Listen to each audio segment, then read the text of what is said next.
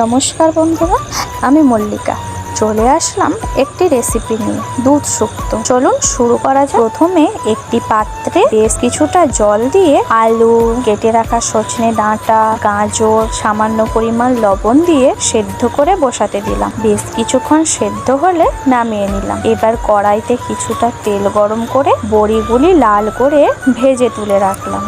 এরপর এক এক করে বেগুন, কাঁচকলা, বিনস সমস্ত কিছু ভেজে তুলে রাখলাম। সবার শেষে করলাটাও লাল করে ভেজে তুলে রাখলাম। এবার ওই কড়াইতে সামান্য তেল যোগ করে 5 ফোড়ন, শুকনো লঙ্কা, তেজপাতা ফোড়ন দিয়ে সামান্য হলুদ, আদা, কাঁচা লঙ্কা বাটা, পোস্ত, সর্ষে, মগজদানা বাটা, সামান্য লবণ, জল দিয়ে মশলাটি কষিয়ে নিলাম।